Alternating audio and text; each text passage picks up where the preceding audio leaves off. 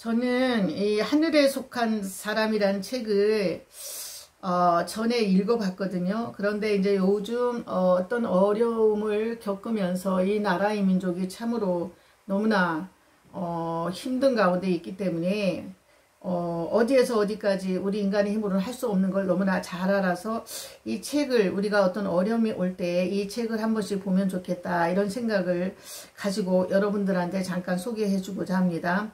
현대판 사도행전의 기적인데 윈형제의 중국 전도행전, 윈형제, 폴 해터웨이 지음, 고성만 옮김.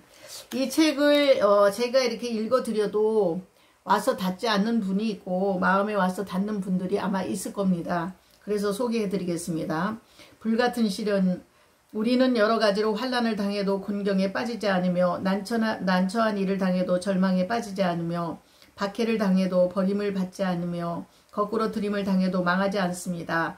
우리는 언제나 예수의 죽임 당하심을 우리 몸에 짊어지고 다닙니다. 그것은 예수의 생명을 우리 몸에 나타나게 하려고 하는 것입니다. 금식 기간 동안 육신은 매우 쇠약해졌어도 영혼은 허술한 틈을 보이지 않았다. 나는 끝까지 주님을 신뢰했다. 그분의 은혜가 내게 족한 것을 알기 때문이었다. 하나님의 말씀에 힘입어 나는 40일 넘긴 후에도 금식을 지속했다. 끊임없이 기도하며 가족과 교회와 나라와 나 자신을 위해 하나님의 용서와 자비를 간구했다. 그리고 때때로 시편의 말씀을 암송했다. 하늘 보좌에 앉아 계시는 주님, 내가 눈을 들어 주님을 우러러 봅니다. 상전의 손을 살피는 종의 눈처럼, 여주인의 손을 살피는 몸종의 눈처럼 우리의 눈도 주께서 우리에게 자비를 베푸시길 원하며 우리 하나님을 바라봅니다. 하나님은 시편 말씀에 따라 금식 기도를 계속하고자 하는 나의 간절한 열망을 받으셨다. 그러던 중 이전에 경험하지 못한 매우 색다르고도 격심한 영적 전쟁을 맞이하게 되었다. 주님으로부터 받은 환상이나 꿈이 어떤 형체로 나타나는지 여기서 잠깐 설명할 필요가 있겠다. 환상이나 꿈이 빈번하게 나타나는 것은 아니지만 주로 하나님이 내게 확실하게 인식시켜 주기 원하시는 중요하거나 긴급한 일이 있을 때 나타나곤 한다. 내가 본 환상들은 모두 매우 짧게 때로는 1초에서 2초 정도 지속되었다. 그림이나 장면이 내 영과 마음의 번개처럼 스쳐가는 경우도 있었다. 하지만 무척 생생하고 실제적으로 나타나기 때문에 주님이 주시는 것임을 알 수 있다. 그리스도인들은 꿈이나 환상에만 의존해서는 안 되며 그것들을 따라다녀서도 안 된다. 우리는 오로지 하나님의 말씀을 기준으로 삼고 예수님의 얼굴을 바라보며 살아야 한다. 그러면서도 주님이 원하시는 때에는 꿈이나 환상으로 말씀하실 수 있다는 것을 열린 마음으로 인정해야 한다. 그리고 환상이나 꿈을 받았다면 성경에 면밀히 비추어 보아야 한다. 하나님께로부터 온 것은 결코 당신의 말씀인 성경과 모순될 리가 없기 때문이다. 구약과 신약에 누누이 기록되었듯이 하나님은 사람들에게 꿈과 환상을 통해 말씀하셨다. 이 종말의 때를 놓고 성경은 이렇게 선언하고 있다. 내가 모든 사람에게 나의 영을 부어주겠다. 너의 아들, 딸은 예언을 하고 노인들은 꿈을 꾸고 젊은이들은 환상을 볼 것이다. 여러 해 동안 주님은 다양한 꿈과 환상을 보여주셨는데 그 중에서 한두 번은 내가 눈을 뜨고 있을 때 나타났다. 마음속에 새겨진 인상이 아니라 육안으로 똑똑히 본 실제 장면이라는 뜻이다. 그 가운데 하나님은 금식한 지 40일째 되는 날 저녁에 나타났다. 사막에서 거대한 황색 모래 폭풍이 솟구치는 것이 보이더니 그 모래 폭풍이 엄청나게 많은 말벌, 독사, 전갈, 지네를 몰고 왔다. 우리 집 지붕이 바람에 날아가 버리고 벽에 금이 가는데 집의 기초는 요동하지 않았지만 독충들이 나를 공격하기 시작했다. 환상 가운데 나는 순간적으로 몸을 돌렸다. 벌거벗은 창녀가 서 있었다. 그녀는 셔츠를 열어 보이며 피난처인 자신에게 어서 달려오라고 소리쳤다. 나는 막막해졌다. 나를 물고 쏘는 무서운 독충들을 피해 도망하고는 싶지만 그렇다고 창녀의 품으로 뛰어들 수는 없는 일이었다. 어떻게 해야 할지 고민하고 있는데 환상 속에서 어머니가 갑자기 내 앞에 나타났다. 그녀의 얼굴은 광채가 나고 평안해 보였다. 어머니가 자유롭게 말했다. 내 아들아 빨리 엎드려라. 그리고는 큰 빵 한 덩어리를 내밀었다. 아들아 서둘러 먹어야 한다. 셀 수 없이 많은 말벌, 독사, 정갈, 시내가 쉴 새 없이 나를 공격해 댔다. 나는 더 이상 고통을 견디지 못하고 소리를 질렀다. 주님 도와주세요. 내 고함 소리에 놀라 나는 환상에서 벗어났다. 때는 한밤중이었고 내 몸은 여전히 감방에 갇힌 상태였다. 장면들이 어찌나 생생한지 환상으로 여겨지지 않았다. 그날 밤 잠자리에 든 나는 주님이 주시는 꿈까지 꾸었다. 짧은 꿈이었는데 도무지 그 의미를 알 수 없었다. 꿈에서 누군가가 나를 벽이 하얀 방으로 옮기는 것이 보였다. 흰 천이 내 몸을 감쌌다. 흰 옷을 입은 남자가 내게 말을 했다. 내 손을 뻗어 천에 대라. 그의 말대로 하자 붉은 핏자국이 천에 찍혔다. 나는 잉크나 그 비슷한 것을 갖고 있지 않았기 때문에 핏자국이 어떻게 생겼는지 이해할 수가 없었다. 잠에서 깨어난 나는 도저히 그 꿈의 의미를 이해할 수 없었다. 그저 때가 되면 주님이 알려주실 거라고 생각했다. 나는 옆에서 잠들어 있는 네 형제에게 손을 얹고 속삭였다. 날이 새면 나는 또다시 고난을 당하게 될 겁니다. 날 위해 기도해 주십시오. 그는 몇 마디 중얼거리더니 도로 잠에 빠져들었다. 오전 9시 나를 부르는 소리가 들렸다. 민 나와. 감방문이 끼익 열리며 내며 소리 열렸다. 몸이 너무 쇠약해져 걷지를 못하자 네 형제가 나를 부축해 치조실로 데려갔다. 얼마 전부터 주님을 믿게 된 네 형제는 주님께 돌아오기 전에는 난폭하고 무자비한 강도로 악명을 떨쳤었다. 사실 네 형제는 나를 철저히 감시하고 일거수일투족을 간수들에게 보고하는 임무를 부여받았었다. 물론 나는 당국이 그를 내 방에 정보원으로 집어넣은 사실을 눈치챘다. 네 형제는 얼마간 나와 함께 지내면서 내가 기독교 목사라는 것을 알게 되었다. 또한 내가 일관성 있게 생활하는 것을 보고 금식 기간 동안 하나님이 능력으로 나를 지탱해 주신다는 것도 알았다. 언행이 일치하며 범죄자가 아니라는 것도 인식했다. 하루는 그가 나를 감방으로 데리고 오다가 몸을 낮추며 귓속말을 했다. 이제 나도 당신이 믿는 예수님을 믿겠어요. 이후 그는 나의 소중한 형제가 되었다. 신문이 시작되기 전 나는 주님이 내 곁에 계신 것을 감지했고 시편 기자가 쓴 대로 나의 힘과 기쁨이 되신다는 것을 확신했다. 내가 여호와를 항상 내 앞에 모시며 그가 내 우편에 계심으로 내가 요동치 아니하리로다. 이러므로 내 마음이 기쁘고 내 영광도 즐거워하며 내 육체도 안전히 거하리니. 시편 16편 8절에서 9절입니다. 하나님의 은혜에 관해 묵상하면 할수록 믿음이 더욱 견고해졌다. 네 형제는 나를 데리고 가면서 나직하게 기도했다. 내가 큰 고난을 받을 것이라고 기띔해 주었기 때문이다. 관리들이 그에게 나를 바닥에 내려놓고 자리에 앉혀 대기하라고 지시했다. 그날은 처음 보는 공안원 2명이 신문하러 왔다. 나는 대답을 거부하고 눈을 꼭 감은 채 누워있었다. 한 공안원이 발로 차며 소리쳤다. 윈, 오늘은 입을 열어야 되겠다. 다른 공안원은 내 눈꺼풀을 잡아 눈을 감지 못하게 해놓고 말했다. 윈, 주의를 봐라. 우리는 너 같은 놈들을 어떻게 다뤄야 하는지 잘 알고 있다. 내 놈은 말하지 않으려고 하겠다만 우리는 기필코 내가 입을 열도록 해놓고 말겠다. 그들은 이번에는 채찍과 쇠사슬을 비롯한 여러가지 고문기구를 준비해왔다. 두 번째 공안원이 전기봉을 들고 다가왔다. 그는 전압을 최대로 높여 내 낙과 머리와 다른 여러 부위를 가격했다. 즉시 내 몸은 필설로 형용할 수 없는 고통으로 가득 찼다. 마치 1000개나 되는 화살이 심장을 간통하는 느낌이었다. 그때 성령께서 3가지 성경 구절을 가지고 용기를 북돋워 주셨다. 그는 굴욕을 당하고 고문을 당하였으나 아무 말도 하지 않았다. 마치 도살장으로 끌려가는 어린 양처럼, 마치 털 깎는 사람 앞에서 잠잠한 암양처럼 끌려가기만 할 뿐 아무 말도 하지 않았다. 이사야서 53장 7절 말씀. 바로 이것을 위하여 여러분은 부르심을 받았습니다. 그리스도께서도 여러분을 위하여 고난을 당하심으로써 여러분이 그의 발자취를 따르게 하시려고 여러분에게 본을 남겨 놓으셨습니다. 시험을 견디어 내는 사람은 복이 있습니다. 그 사람은 그의 참됨이 입증되어서 생명의 면류관을 받을 것이기 때문입니다. 그것은 하나님을 사랑하는 사람들에게 약속된 것입니다. 말씀 묵상을 통해 주님은 내가 견뎌낼 수 있도록 힘을 주셨다.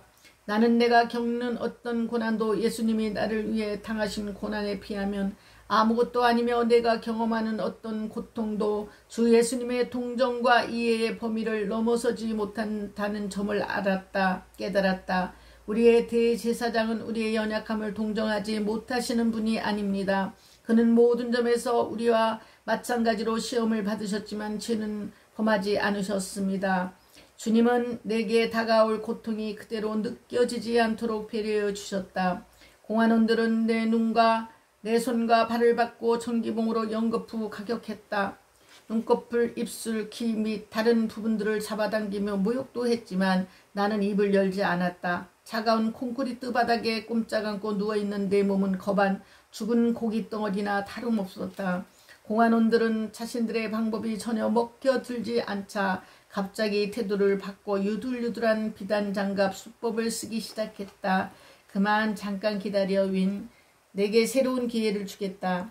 내가 정부에 대항한 죄를 여기서 인정하고 삼자 교회로 들어가겠다고 약속을 한다면 우리는 널 석방해 줄 것이다. 우리는 너를 삼자 애국 운동위원회의 지부장으로 앉혀줄 수도 있어. 물론 과거의 내 범법 행위에 대한 수사를 중단하고 관용을 베풀 것이다. 공안원은 내게 다시 발길질하며 물었다. 민, 내 말 들었나? 내 제안을 받아들이겠나? 어서 대답해. 그들에게 대꾸하려고 입을 벌리려는데 장녀가 내게 안전한 곳으로 오라면서 유혹하던 환상이 떠올랐다. 그리고 갑자기 내 영혼이 육신을 빠져나왔다. 말벌, 독사, 전갈, 지네가 바닥에 널브러져 있는 나를 공격해 빈사 상태로 몰고 갔던 환상이 다시 나타났다. 나는 지난밤 하나님이 그 환상을 보여주신 이유를 깨달았다. 공안원들은 나를 무너뜨리기 위해 잔혹한 수법과 유화적인 수법을 번갈아 사용했지만 주님은 그들의 괴계를 무찌를 수 있도록 도와주셨다. 그들은 도무지 자신들의 방법이 통하지 않는 것을 확인하고는 리 형제에게 감옥 의무실로 데려가라고 지시했다. 흰 가운을 입은 땅딸막한 사람이 의무실로 들어오더니 나를 지키고 있는 4명의 간수들에게 말했다. 내가 윈을 살펴보는 동안 나가 있으시오. 간수들이 나가자 그가 내게 큰 소리로 꾸짖었다. 윈, 내가 스스로 입을 안 열면 내가 그렇게 해주지. 그의 입가에 사악한 웃음이 번졌다. 이 바늘이 내 문제를 해결해 줄 것이다. 내가 입을 열도록 만들 거란 말이다. 관소들이 다시 불려 들어왔다. 그들은 내 사지를 벌려 침대에 대고 붙들었다. 그러고는 내 손가락을 펼쳐 손바닥을 아래로 해서 나무판에 댔다. 의사는 가방에서 6호라고 써있는 큰 바늘을 꺼냈다. 그리고 왼쪽 엄지에서부터 시작해 한 손가락씩 바늘로 손톱 밑을 찔렀다. 그 아픔을 어찌 제대로 표현할 수 있으랴. 그것은 그동안 경험한 괴로움 중에서 가장 참기 힘든 것이었다. 전신에 엄청난 고통이 몰아쳤으며 도저히 울음을 참을 수 없었다. 내가 몸 안에 있는 것인지 밖에 있는 것인지 분간할 수 없을 정도로 의식과 무의식 상태를 오갔다. 의사가 가운데 손가락에 바늘을 댈 즈음 주님은 내게 자비를 베푸셔서 혼절하게 만드셨다. 이후로는 고통이 엄습하지 않았다. 정신이 들었을 때는 손과 손가락에 아무런 감각이 없었다. 그런데 온몸에 상상할 수 없는 고통이 분출하기 시작했다. 차가운 날씨에도 불구하고 나는 머리끝부터 발끝까지 땀으로 목욕을 했다. 하나님이 흰천에 붉은 손자국이 찍히는 꿈을 보여주신 것이 그제야 이해가 되었다. 리 형제는 상처 입은 야수와 같은 비명소리를 듣기만 할 뿐 기도하는 것 외에는 어쩔 도리가 없었다. 그는 머리를 숙이고 나를 살려달라고 하나님께 간청했다. 감방으로 돌아오자 제수들이 어떻게 되었느냐고 물었다. 하지만 리 형제는 엎드린 채 눈물을 주체하지 못하고 흐느끼기만 했다. 이윽고 마음을 가다듬고 전말을 이야기하자 제수들은 하나같이 내게 연민을 느끼는 듯했다. 비정한 제수들이었지만 눈물을 억제하지 못했다. 감사한 것은 하나님이 이런 시련들 속에서도 나를 보호하시고 생명을 보존케 하신 것이었다. 나는 하나님이 나를 향한 당신의 뜻을 이루시고 또 내 안에 있는 이기적인 생각과 돌같은 마음을 깨뜨리시기 위해 악인들의 분노를 허용하셨다고 믿었다. 하나님은 내가 당신을 어떻게 섬기고 어떻게 하면 난관을 인내로 견뎌내며 어떤 식으로 당신의 가족들을 더욱 충실하게 사랑할 수 있는지 가르쳐 주셨다. 참담한 고문을 당하고 나자 내 마음은 마치 시편에 기록된 다윗의 심정과 같았다. 음식을 먹는 것조차 잊을 정도로 내 마음 풀처럼 시들어서 말라버렸습니다. 신음에 지쳐서 나는 뼈와 살이 달라붙었습니다. 시편 102편 4절에서 5절 말씀. 공안원들과 의사는 나를 바늘로 찌르고 발로 차고 전기봉으로 때렸지만 소기의 목적을 이루지 못하자 분해서 어쩔 줄 몰랐다. 며칠 후 그들은 새로운 방법을 고안해냈다. 어느 날 아침 감옥문이 열리는 소리가 들렸다. 동료 죄수 한 명이 감방 창문으로 기어 올라가 밖을 내다보았다. 잘 차려입은 공안원 몇 명 들어오고 있었다. 공안원들이 간수들에게 명령했다. 윈을 끄집어내. 간수들은 네 형제에게 나를 담요에 둘둘 말아 데리고 나오라고 했다. 감옥문 밖에 사이트카가 한 대 대기하고 있었다. 마냥 병원으로 싣고 가려는 것이었다. 병원에 도착하자 의사가 나를 진찰하더니 결과를 말했다. 위는 심한 탈수 증세 외에는 의학적으로 별 심각한 문제가 없습니다. 정맥 주사를 놓아 몸에 수액을 투여해야 할 것 같습니다. 간호사가 링거액 2병을 준비했다. 나는 눈을 감고 있었고 간호사가 내 팔을 살펴보는 동안 사진기가 찰깍거린 소리가 들렸다. 의사가 간호사에게 말을 건넸다. 이 사람은 너무 말라서 정맥을 찾기 힘들어 그냥 팔에다 바늘을 찔러야 할까봐. 사실 이것은 의사들과 간호사들이 연기를 하는 것이었고 소집된 기자들과 사진사들은 열중된 장면을 취재하는 것이었다. 그들은 계속 정맥을 찾지 못하자 나를 복도에는 침대에 눕혀 놓았다. 많은 사람들이 경멸의 눈초리를 보내며 지나갔다. 나를 보는 사람은 누구나 나를 빗대어서 조롱하며 입을 비축거리고 머리를 흔들면서 비아냥댑니다. 그가 주에게 그토록 의지했다면 주가 그를 구하여 주겠지. 그가 그토록 주를 마음에 들었다면 주가 그를 건져주겠지 합니다. 시편 22편 7절에서 8절. 나는 천하고 불쾌한 구경거리였다. 마치 사도 바울의 경우처럼 말이다. 우리는 세계와 천사들과 사람들에게 구경거리가 되었습니다. 우리는 이 세상의 쓰레기처럼 되고 이제까지 만민의 찌꺼기처럼 되었습니다. 고린도전서 4장 9절 13절 말씀. 정맥을 끝내 찾지 못해 초조해진 간호사가 결국 주사바늘을 팔 근육에 찔러 넣었다. 기자들이 대기하는 시간이 길어지자 의료진은 일이 지연되는 데 대해 당황하는 흔적이 역력했다. 링거액 2병이 내 팔에 근육으로 다 쏟아져 들어갔다. 곧바로 팔이 부풀어 올랐고 심한 고통이 찾아왔다. 의사들과 간호사들은 내가 죽든 말든 상관하지 않았다. 그들은 오직 정부가 내게 신경 쓰고 있다는 것을 입증하기 위해 신문기자들 앞에서 연기를 한 것뿐이었다. 당국은 내가 곧 죽을 것이라고 판단했고 그래서 자신들이 나를 돕기 위해 애썼다는 것을 과시하고 싶어 했다. 감옥으로 돌아와 보니 또 하나의 고문 순서가 지도실에서 나를 기다리고 있었다. 내가 눈을 감자 공안원들이 손가락으로 눈꺼풀을 당겨 강제로 눈을 뜨게 만들었다. 그들은 나를 가지고 놀며 조롱을 퍼부었다. 그렇지만 내 입을 열지는 못했다. 공안원 2명이 나를 감방으로 데리고 갔다. 그들은 나를 콘크리트 바닥에 내팽개치고 담요를 벗긴 후 각기 전기총을 들고 전기 충격을 가하며 온몸을 두들겼다. 그야말로 암흑의 시간이었다. 동료 죄수들도 이번에는 연민을 보여주지 않았다. 내가 고문을 받는 사이에 감옥관리들이 그날 일찍이 감방에 있는 죄수들에게 이런 이야기를 했다. 위는 반체제를 부르짖는 사악한 범법자다. 그놈은 중대한 범죄를 저질렀다는 것을 잘 알기 때문에 미친 행사를 하고 있다. 하지만 그놈의 속생을 모를 우리가 아니다. 그놈은 우리 정부를 욱먹이려고 단식 농성을 벌이고 있다. 그러나 오늘 병원에서 진찰한 결과 그놈에게 아무 병도 발견되지 않았다. 따라서 앞으로 우리는 그놈이 간계에 상응하는 대우를 해줄 것이다. 너희 죄인들은 그 반항문 군자를 조심할 필요가 있다. 그놈이 이 방에 있다는 것 자체가 너희들에겐 불행이다. 이제 너희들은 윈과 어울려서는 안 되며 그놈이 못된 짓을 하거든 서둘러 우리에게 보고해야 한다. 우리 말을 가장 잘 따르는 자에게는 형 집행이 좀 관대해질 것이다. 네 형제를 제외한 죄수들은 조금이라도 관대한 처분을 받기 위해 나를 증오하도록 세뇌를 받았다. 동료 죄수들 중에는 무기징역을 선고받은 자들도 있었고 10년에서 20년의 징역을 선고받은 자들도 있었다. 가슴속에 크나큰 한을 품고 있는 이들에게 형 집행을 완화해 주겠다는 제안은 결코 무시할 수 없는 큰 미끼였다. 이후 감방 생활은 고문보다 더한 괴로움을 주었다. 하나님의 자비와 보호가 없었더라면 필경 죽고 말았을 것이다. 내가 있는 조그만 감방에는 15명, 대여섯 명 정도의 죄수가 함께 있었다. 그들은 모두 같은 변기에 용변을 보았고 내 담요를 가져다가 대변에 쑤셔 넣었다. 악취가 코를 찔렀다. 간수들이 임명한 감방장은 의도적으로 내 얼굴을 향해 오줌을 누웠다. 그리고는 다른 죄수들에게 똑같이 하라고 명했다. 네 형제를 제외한 죄수들이 다투어 내게 오줌을 누면서 비웃고 놀려댔다. 굴욕도 이런 굴욕이 없었지만 나는 너무 쇠약해 반항할 힘이 없었다. 나는 괴로운 마음속에도 묵묵히 참고 견뎠다.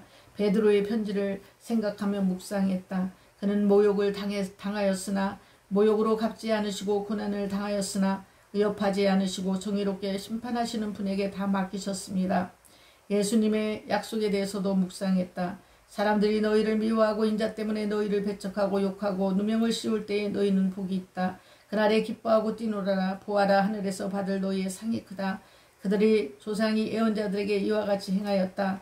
간수들은 동료 죄수들을 전보다 가혹하게 다루기 시작했다. 죄수들은 자신들의 상황이 열악해진 것이 모두 내 탓이라고 믿고 나를 더욱 못살게 미워하고 못살게 굴었다. 동료 죄수들은 매일 정해진 시각에 마당으로 나가 운동을 할 수 있었다. 어느 날 오후에는 나도 마당으로 끌려나갔다. 간수들은 전체 죄수들의 배설물을 다 모아놓은 청아조 앞에서 내게 오줌을 누는 후 배설물 속을 지나가라고 강요했다. 하지만 오랫동안 식음을 전폐한 나로서는 그것은 불가능한 일이었다. 이전에 내 모습과 비교하면 나의 형체는 거의 없는 것이나 마찬가지로 왜소해진 상태였다. 당시 내 몸무게는 30kg에 불과했다. 그들은 전기봉으로 몇 번이고 충격을 가하며 개처럼 대변더미 속을 기어가라고 독촉했다. 나는 그들의 철갑장화에 발길질을 당해 대변으로 나동그라졌다. 간수들은 전기봉을 내 입안에 쑤셔넣기까지 했다. 그로 인한 고통은 필설로 쉽게 형용할 수 없다. 뇌가 곧 폭발할 것만 같았다. 지금도 그때 일을 생각하면 정신이 아득해지고 몸소리가 처진다. 이런 고통을 당하니 차라리 죽는 것이 낫다고 생각했다. 당시의 마음이 어떠했는지 구구한 설명을 늘어놓기보다는 시편 말씀을 인용하는 것이 낫겠다. 황소떼가 나를 둘러쌌습니다. 바산의 힘센 소들이 이 몸을 에워쌌습니다. 으르렁대며 찢어발기는 사자처럼 입을 벌리고 나에게 달려듭니다. 나는 쏟아진 물처럼 퍼져버렸고 뼈마디가 모두 어그러졌습니다. 나의 마음이 촛물처럼 창자 속에서 녹아내렸습니다. 나의 기력이 용기처럼 말라버렸고 나의 혀가 입천장에 붙어 있으니 주께서 나를 흙 속에서 죽도록 내버려 두셨기 때문입니다. 모든 죄수들이 그 광경을 목격했다. 간수들은 죄수들이 하나같이 나를 조롱하고 모욕하기를 바랐다. 몇몇 죄수들은 시키는 대로 했다. 그러나 다른 죄수들은 차마 그 장면을 보지 못하고 격한 울음을 터뜨렸다. 당시에 처남이 다른 감방에 갇혀 있었다. 내 처지를 본 그는 나를 돕기 위해 무리속에서 뛰쳐나왔다. 간수들이 그를 전기봉으로 때리고 발로 차며 고함을 쳐. 넌 어떤 자식이야? 어서 꺼지지 못해? 전기가 몸에 닿는 순간 그는 땅바닥에 벌렁 나가 떨어졌다. 1984년 3월 기나긴 겨울이 끝나도 눈도 멈추었다. 하지만 이른 아침은 여전히 추웠다. 나는 차가운 바람에 오들오들 떨었다. 몸에 걸치고 있는 것이라곤 죄수들이 던져준 넝마 조각과 찢어진 옷이 전부였다. 어느 날 아침 화장실에 갈 시간이 되어 모든 죄수들이 줄을 지어 섰다. 나는 너무 약해져서 도무지 있을 수가 없었다. 그것을 본 간수들이 벽에 기대라고 했다. 나는 체포되던 날 밤을 떠올렸다. 그때 장형제와 전형제를 비롯한 동역자들이 사랑으로 내 발을 씻어주었지. 장형제가 멋진 목도리를 주며 한 말이 생각났다. 이 목도리가 추위를 막아줄 겁니다. 내 사랑하는 형제 자매들이 항상 나와 같이 하고 있으며 심지어 감옥 안에서도 함께 있다고 느껴졌다. 이들과의 달콤한 교제를 생각하는 것은 큰 위안이 되었다. 나는 장형제가 준 목도리를 소중히 간직하고 있었으며 보온용으로 허리에 두르고 지냈다. 그것은 감옥 밖의 신도들과의 관계를 지속적으로 이어주는 도구로 느껴졌다. 그날 나는 혼자 남겨져 해가 질 때까지 담 옆에 누워있었다. 이 형제가 간수들의 지시를 받고 나를 등에 업어 감방으로 데려갔다. 하지만 간수들은 볼 일이 아직 남은 모양이었다. 그들은 내 허리에 두른 목도리를 강제로 풀어버렸다. 목도리에는 집에서 가져온 조그마한 청색 십자가가 많이 그려져 있는 작은 사기찻잔이 묶여 있었다. 그것은 오랜 나날 큰 힘이 되어준 것으로 그것을 통해 예수님의 십자가와 가족의 사랑을 되새기곤 했었다. 동료 제수들은 찻잔을 끌러 소변통 속에 던져버렸다. 그들은 그것도 모자라 목도리마저 대변 속에 쑤셔 넣었다. 형용할 수 없을 만큼 마음이 쓰리고 울고 화가 치밀어 올랐지만 찻잔을 되찾아야만 했다. 젖 먹던 흰까지 짠에 소변통으로 기어 들어갔다. 제수들은 기다렸다는 듯이 손과 찻잔에 오줌을 누었다. 나는 찻잔에 움켜쥐고 가슴을 꼭 끌어안았다. 내가 소중히 여기는 건 내가 마지막 남은 이 땅의 물건을 앗아가려는 그들에 대해 나는 더 이상 분노를 억누를 수가 없었다. 결국 나는 그들과 한바탕 설전을 벌이려고 했다. 그러나 주님은 그렇게 하지 말라고 말씀하셨다. 아무에게도 악을 갚지 말고 사랑하는 여러분은 스스로 원수를 갚지 말고 그 일은 하나님의 진노하심에 맡기십시오. 악에게 지지 말고 선으로 악을 이기십시오. 나는 곧 감정적으로 반응했던 것을 회개했다. 그리고 동료 제수들 특히 내게 가장 심한 모욕을 퍼부은 자들을 축복하기 시작했다.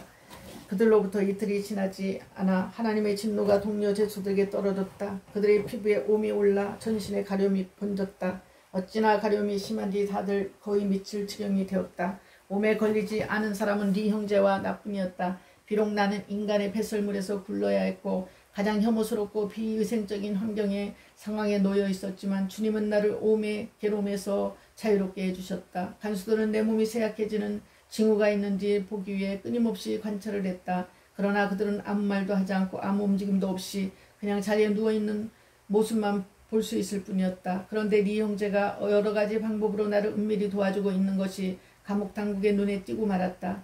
그는 제수들이 내게 의해를 가할 때마다 사랑으로 막아주었고 제수들을 다독거려 내게 친절하게 대해줄 것을 부탁하곤 했었다. 마침내 네 형제는 다른 감방으로 옮겨졌다. 이제 나는 신도와의 교제도 없이 홀로 남겨진 신세가 되었다. 간수들은 또다시 나를 소변통 속에 집어넣었고 제수들은 내 얼굴에 오줌을 갈렸다. 통곡하고 싶었다. 짙은 고독감이 밀려왔다.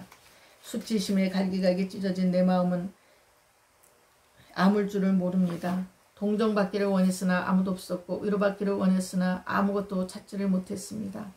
이튿날 아침 잠에서 깨어난 제수들의 몸은 온통 띠 모양의 붉은 자국으로 뒤덮여 있었다. 그것은 농포라고 불리는 고름집이었다. 가려움을 참지 못하고 득득 긁어 대자 고름이 흘러나왔다. 제수들은 가려움으로 인한 고통 때문에 잠도 못 자고 자리에 누울 수도 없었다. 간수들이 내 몸을 살펴보려고 왔다.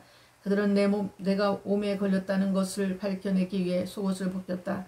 사람의 배설물에 오랫동안 누워있었던 내가 그 병을 퍼뜨린 장본이라고 생각한 것이었다.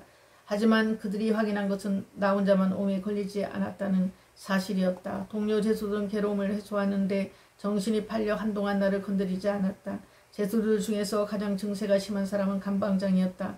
얼굴을 포함해 온몸에 종기가 돋았다. 제수들이 그의 곁에 가까이 가기를 꺼릴 정도였다.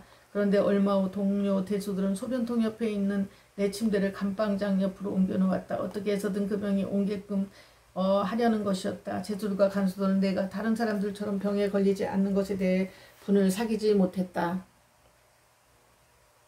미라는 감방 동료가 있었다. 그는 나를 몇 주 동안 유심히 지켜보더니 정성껏 내 몸을 담요로 덮어주고 친절하게 대해주었다. 그는 하나님이 네 형제 대신 보내주신 사람이었다. 어느 날 밤 위가 담요를 덮어주러 다가왔다. 나는 손을 뻗어 그의 팔을 잡았다. 하지만 사약해진 몸에서 나오는 나의 음성은 그에게 거의 들리지 않았다. 그가 내 속삼이 움들고 머리를 낮추었다. 형제님, 예수님을 주님과 구주로 영접하십시오. 그 즉시 우리는 주님의 구원을 조용히 받아들였다. 몸으로 엄청난 고생을 한 감방자는 혼자만 옴에 걸리지 않은 나를 한층 더 증오하기에 이르렀다. 그는 내 담요를 가져다가 덮고 곳곳에 피가 묻고 상처에서 흘러나온 고름과 먼지가 뒤엉킨 병균투성이가 된 자신의 담요로 내 몸을 툴툴 말았다. 그러나 주님의 보호 아래 있는 나는 그 병은 얼씬하지 못했다. 사탄이 많은 악한 사람들을 통해 나를 지속적으로 공격하며 위협하며 육신이 거의 완벽하게 부서졌음에도 불구하고 성령께서는 예수님 안에서 나를 강하게 만들어 가셨다. 나의 대적들은 도무지 갈피를 잡지 못했다. 동료 제수들은 내가 얼마나 더 살 수 있을지를 놓고 토론하였다. 오늘은 이 정도만 하고요. 다음번에 또 읽어드리겠습니다. 오늘도 이 하늘에 속한 사람이란 책을 제가 몇 년 전에 읽었는데 요즘 그 어려움을 읽는 거 보면서 이 책이 생각났습니다. 그래서 오랜만에 저도 이 책을 다시 읽었습니다. 과연 나는 어떤 어려움이 오면 이 형제같이 이렇게 견딜 수 있을까 이런 생각을 해봤습니다. 여러분들도 건강하시고 행복하세요. 감사드립니다.